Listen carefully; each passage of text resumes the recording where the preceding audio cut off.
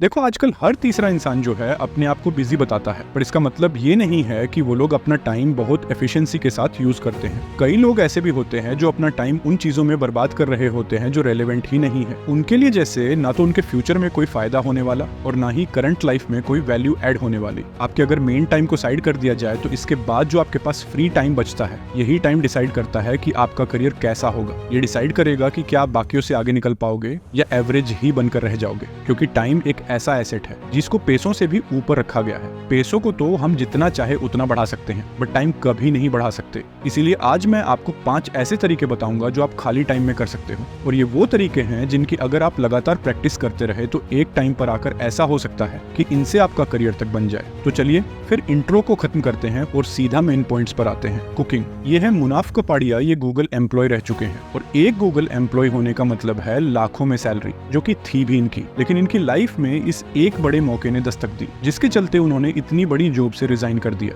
असल में हुआ क्या था, जब मुनाफ गूगल इंडिया के अंदर एज ए अकाउंट एनालिसिस काम करते थे तो रात को घर आने के बाद उनकी मॉम से अक्सर उनकी बहस होती, किसी सीरियस मुद्दे को लेकर नहीं बल्कि टीवी के रिमोट को लेकर, और इस बहस में अक्सर मुनाफ ही जीतते थे। अब नफीसा कपाड़िया, जो कि उनकी मॉम थी, उनको अपना सास बहू का सीरियल देखने ही नहीं मिलता, तो उन्होंने इस फ्री टाइम को फील करने के लिए किचन के अंदर नए डिशेस पर एक्सपेरिमेंट करने शुरू कर दिए। वो अक्सर नई नई बहुत सी डिशेस बनाने लगी, कमाल के इंग्रेडिएंट्स और डेकोरेशन के साथ, जो देखने में एकदम शाही फील होती थी। अब घर में तो सिर्फ ये 2-3 लोग ही थे और डिशेस वो ज्यादा बढ़ा लेती, तो उनकी मॉम ने अपने कुछ नेबर्स को डिनर पे इनवाइट करना शुरू कर दिया। मुनाफ ने ये बात नोटिस करी कि जब भी लोग बाहर से खाना खाने आ रहे हैं तो हर बार उनकी मॉम की बनी डिशेस की खूब तारीफ कर रहे हैं, और ये इत्तेफाकन नहीं बल्कि बार बार हो रहा था। तो उनका माइंड इस मौके को लेकर अब शिफ्ट होना शुरू हुआ। उन्हें फील होने लगा कि शायद इसमें पोटेंशियल है। अगर हम इसको एज ए बिजनेस लेकर चलते हैं तो ये अच्छा डिसीजन हो सकता है, क्योंकि अपनी जॉब के थ्रू अच्छा खासा एक्सपीरियंस होने की वजह से उनके माइंड में बहुत सारे आइडियाज थे इस बिजनेस को लेकर। तो उन्होंने फिर इस बारे में अपने घर वालों से डिस्कस किया। घर वालों ने उनको ये सलाह दी कि इसको हम घर पर as a home dining part time चलाएंगे, बट ज्यादा टाइम तक इसे पार्ट टाइम चलाना मुनाफ को कुछ ठीक नहीं लगा, और वैसे भी एक साथ 2 काम करने पर उनका फोकस ही नहीं बन पा रहा था एक काम पर। तो उन्होंने फिर इसके लिए अपनी जॉब तक से रिजाइन कर दिया। अब वो इसे फुल टाइम एक प्रॉपर बिजनेस की तरह संभालने लगे। घर पर ही मोम बहुत ही डिशेस बनाती और वो सर्व करते स्ट्रेंजर्स को। उनकी इस बड़ी थाल की कीमत 700 रुपए थी, पर लोग खाने के टेस्ट को देखकर ये पैसे भी खुशी खुशी देकर जाते। शुरुआती दिनों का थोड़ा बहुत स्ट्रगल झेलने के बाद, जो कि ऑब्वियसली हर काम झेलता है, उनका यहाँ पर टाइम देना कामयाब साबित हुआ। फिर साल 2016 में उन्होंने 20 लाख रुपए देकर 100-200 स्क्वायर फुट की जगह ली और एक आउटलेट खोल दिया। यहाँ पर अब लोग बोहरी फूड को ऑनलाइन भी ऑर्डर कर सकते थे। फास्ट फॉरवर्ड अगर आप आज की बात करें तो आज इनके पास लगभग 40 एम्प्लॉयज, 5 आउटलेट्स और द बोहरी किचन नाम से कामयाब ब्रांड है। नफीसा अपनी टीम के शेफ्स को बहुत प्रोफेशनली ट्रेन करती है ताकि इंग्रेडिएंट्स और टेस्ट में कोई कमी ना रह जाए। द वीकेंड लीडर के इस आर्टिकल के अकॉर्डिंग साल 2019 और 20 फाइनेंशियल ईयर के हाफ में उनका इस बिजनेस का रेवेन्यू 4 करोड़ EAD के ऊपर जा चुका है। इनकी पूरी स्टोरी का आर्टिकल मैंने वीडियो के डिस्क्रिप्शन में डाल रखा है, जिसे अगर आप चाहो तो वीडियो खत्म होने के बाद खुद से भी वेरीफाई कर सकते हो। मेन पॉइंट ये स्टोरी को बताने का ये है कि फूड स्किल जो हमको सिर्फ घर तक ही सीमित रहने वाली स्किल लगती है, इसका असली पोटेंशियल क्या है। फूड प्रोसेसिंग इंडस्ट्री आज के टाइम में one of the largest industry बन चुकी है और आने वाले टाइम में इसकी रीच $535 बिलियन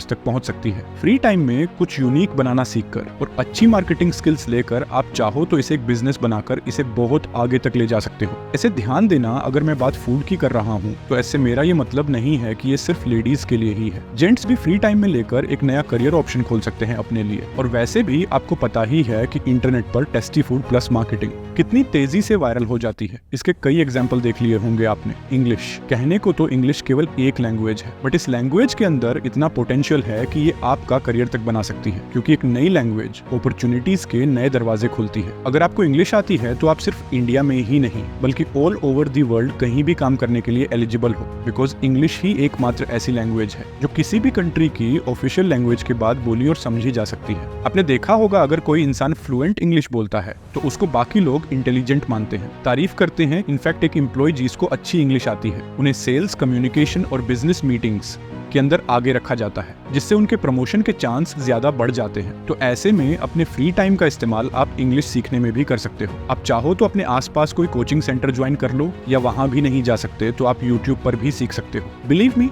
ये मूव आपके लिए लाइफ चेंजिंग हो सकता है, क्योंकि मेरे केस में ही इंग्लिश ही वो बड़ा रीजन था कि मैं बुक्स पढ़कर यूट्यूब पर आया और आज डॉलर में अर्निंग कर रहा हूँ। इन्वेस्टिंग, कुछ लोग मानते हैं कि इन्वेस्टिंग यानी कि पैसे लगाना और प्रॉफिट कमाना वहां से, जिसमें stock market, mutual fund, real estate, index fund, ये सब चीजें आ जाती हैं। स्पेशल अगर आप एक स्टूडेंट हो तो आपके माइंड में भी इन्वेस्टिंग का शायद यही मतलब होगा और आपको लगता होगा कि यार ये इन्वेस्टमेंट अभी मेरे बस का नहीं है, उतने पैसे नहीं है मेरे पास। बट इन्वेस्टिंग का ये कॉन्सेप्ट सिर्फ पैसों तक ही सीमित नहीं है। हाँ, स्टॉक मार्केट भी एक ऑप्शन है, बट इन्वेस्टमेंट की और भी कई डेफिनेशन है जिन पर ध्यान नहीं जाता। हमारा जिसमें सबसे फेमस है इन्वेस्ट इन योरसेल्फ, यानी आपकी खुद पर की गई इन्वेस्टमेंट। इनफिनिट वॉरेन बुफे, जिनकी पहचानी स्टॉक मार्केट के एक बड़े इन्वेस्टर से की जाती है, उनका भी ये कहना है कि the most investment you can make is in yourself, यानी सबसे जरूरी इन्वेस्टमेंट जो है वो आपकी खुद पर की गई इन्वेस्टमेंट है। अब खुद पर इन्वेस्ट करना क्या होता है, पहले हम ये समझ लेते हैं, क्योंकि लोग इसमें भी कंफ्यूज रहते हैं। तो देखो, खुद पर इन्वेस्ट करना एक प्रैक्टिस है जो आपका एक्सपीरियंस, इनकम और वैल्यू बढ़ाने में आपकी हेल्प करती है। ये बेसिकली 4 तरीकों से की जा सकती है। खुद की हेल्प पर ध्यान देकर, खुद को एजुकेट करके,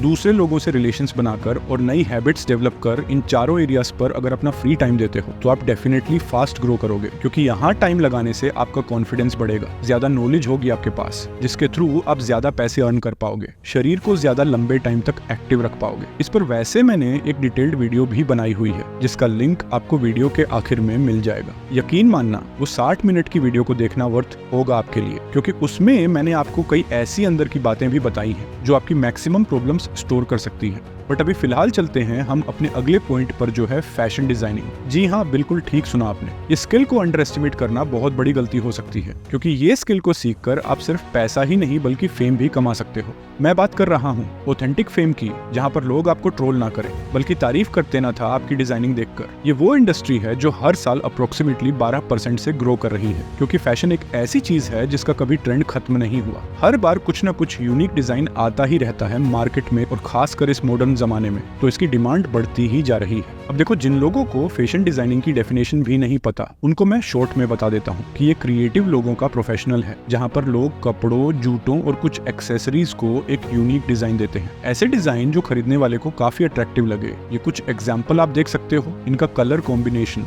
और यूनिक लुकिंग, ये सब फैशन डिजाइनिंग का ही कमाल है। अब हो सकता है कि कुछ मेल्स को यहाँ पर भी ये लग रहा हो कि ये भी उनके टाइप का प्रोफेशन नहीं है। फैशन डिजाइनिंग तो लड़कियां करती हैं, हम लड़के कहाँ। तो ये सोच गलत है आपकी। माना कि यहाँ पर फीमेल्स की तादाद ज्यादा है, बट मेल्स की भी कम नहीं है। मैन फैशन डिजाइनिंग में लगभग पूरा कंट्रीब्यूशन मेल्स का ही होता है। ये तो हमने जान लिया, पर इसे हम सीखे कैसे, रिक्वायरमेंट्स क्या है इसकी? तो देखो, सबसे पहली रिक्वायरमेंट तो आपकी क्रिएटिविटी ही है। आप जितनी क्रिएटिव सोच रखते हो, आप उतनी सक्सेस पा सकते हो यहाँ। बाकी इसके अलावा ये और रिक्वायरमेंट्स हैं जिनका आप स्क्रीनशॉट ले सकते हो। तो इस तरह यहाँ पर अपना आप फ्री टाइम देकर और एक अच्छा पोर्टफोलियो क्रिएट करके काफी तरक्की कर सकते हो यहाँ से। और एक बार अगर आप यहाँ पर कामयाब हो गए तो इस प्रोफेशनल से आप इतने पैसे कमा सकते हो जितना आप सोच भी नहीं सकते। डिजिटल मार्केटिंग एक और स्किल जिसकी मार्केटिंग में बहुत ज्यादा डिमांड है, क्योंकि आपको भी पता है कि आज डिजिटली हम कितना ग्रो कर चुके हैं और हर दूसरी कंपनी भी खुद को ऑनलाइन आगे ला रही है। सो ऐसे में कोई ऐसा इंसान जो डिजिटली उनको हेल्प कर सके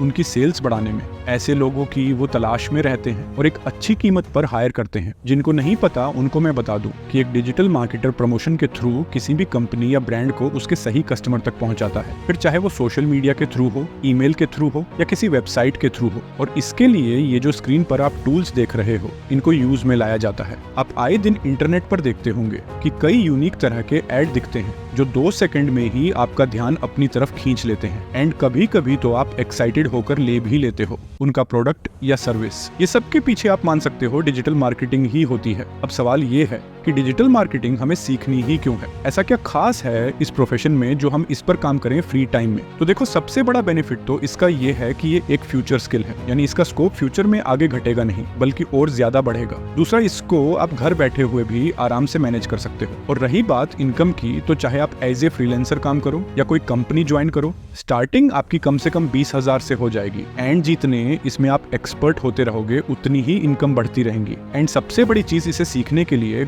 आपको पैसे खर्च करने की भी जरूरत नहीं है। YouTube पर ही आपको हजारों वीडियो मिल जाएंगी, यहाँ से आप फ्री में सीख सकते हो इसको। तो ये कुछ ऐसी चीजें हैं जिनको आप फ्री टाइम में कर सकते हो, जिससे आपका टाइम बर्बाद नहीं बल्कि पूरी तरह से यूटिलाइज होगा। एंड हो सकता है यहाँ अपना फ्री टाइम देना आपके करियर डायरेक्शन को ही चेंज कर दे। ये वीडियो अगर आपको पसंद आई हो तो इसको लाइक जरूर कर देना। एंड अगर आपको जानना है कि आपकी ज्यादातर प्रॉब्लम्स दूर करने के लिए आप खुद पर कैसे इन्वेस्ट कर सकते हो, तो ये वीडियो आपके लिए है।